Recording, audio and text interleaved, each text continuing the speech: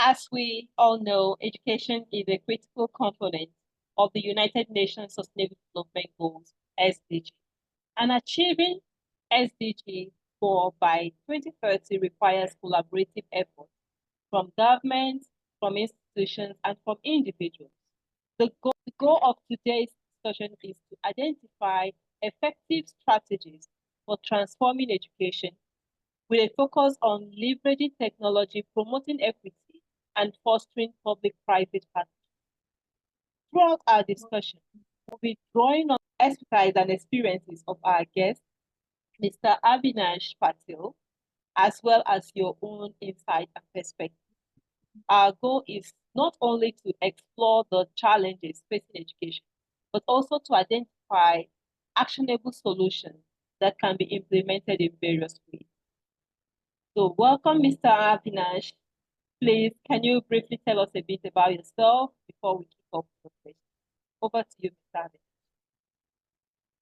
Okay, thank you, ma'am. Thank you once again. Hello, everyone. I'm Avinash Patil from India. Firstly, I would like to thank you for inviting me on our platform, our walk through education for intellectual exchange program.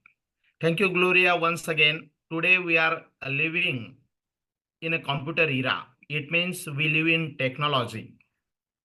And all over the world, nowadays we know that each and every field has technology.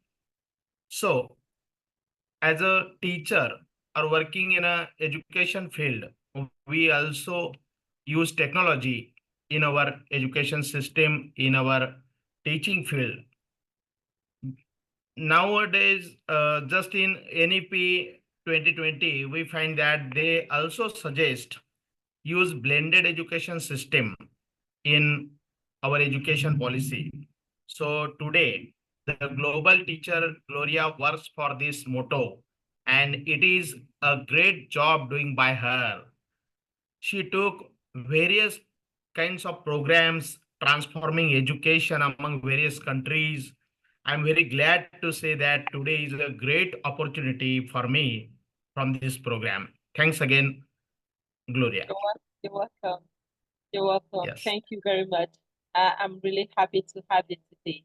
All right, so we're going to kick off with the question. So my first question is, how can technology be leveraged to improve the quality of education in underserved communities? Yes. Actually, according to myself, I once again say to you that technology is a very important role play in education system. Technology can significantly enhance the quality of education in unteachable communities by providing access to wealth of resources and interactive learning tools that may not be available locally. For instance, online platforms and educational apps can offer a wide range of subjects and materials, enabling personalized learning experiences. Programs like Khan Academy or Coursera can bring high quality education to students, regardless of their geographical location. Additionally, technology can facilitate a remote teacher training, allowing educators in remote to receive professional development and support. And I think it is necessary for the teachers and the persons who is developing and support system for our education system. Solar powered digital classrooms and mobile learning labs are also innovative solutions that have shown success in delivering education to areas without reliable electricity or internet access. And as a YouTuber, or we all know that when whole the world is in pandemic by COVID situation or Corona, yes, and at that time only technology will help us how to uh, teach or how to connect our students uh, it is the technology who help us or guide us for that. Thank you. Next. Thank you very much. Amazing. All right, I'm going to move over to the next question that says, what are some effective strategies for promoting equity in education for girls and children with disabilities? Over to you, sir. I think, yeah, I think promoting equity in education for girls and children with disabilities requires targeted policies and inclusive practices for girls, ensuring safety and security at school, providing gender sensitive curricular, and offering scholarships or financial incentives can help address barriers to education. Programs like the Girl Effect Initiative have been successful in empowering girls through education and community engagement. For children with disabilities, it's crucial to implement inclusive education policies that that integrate them into mainstream classrooms while providing necessary support services such as specialized training for teachers, accessible learning materials, and assistive technologies. Initiatives like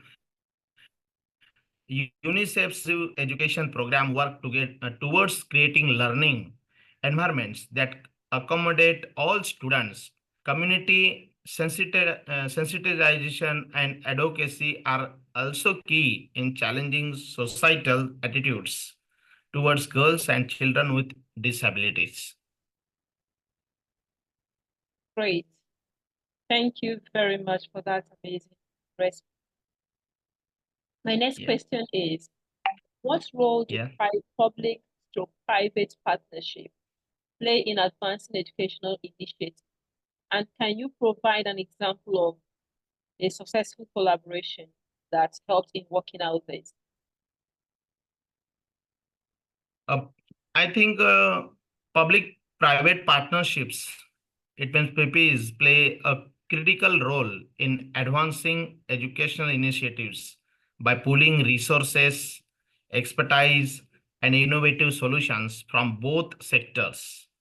These collaborations can address gaps in funding, infrastructure, and technological advancements that the public sector alone may struggle to meet. An example of a successful PPP is the Global Partnership for Education, that means GPE, which brings together governments, private sector companies, and civil society organizations to improve education systems in developing countries. One notable success is in Kenya, where the GPE has supported the introduction of digital learning devices in schools, benefiting millions of students by leveraging the strengths of each partner. PPs can create sustainable and scalable solutions that improve educational outcomes and help achieve SDG. Hmm. Thank you very much. Thank you very much for this, for your responses. It has really gone a very long way because I know that many people that are going to be listening to what you've just told us today are going to be amazed. And I know that if we continue with this kind of work, we will go a long way. Thank you very much, and I'm very grateful to have you today. Do you have any final words to for our audience before we call it a day?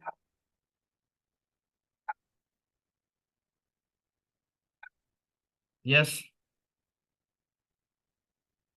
I think today's program is a great opportunity for both of us, for Nigeria and India, because it is a collaborative program, and it will help in future that just like India and Nigeria, many other countries are also connected and collaborated and sharing our views and ideas about education system, and it will also helpful for our bright future.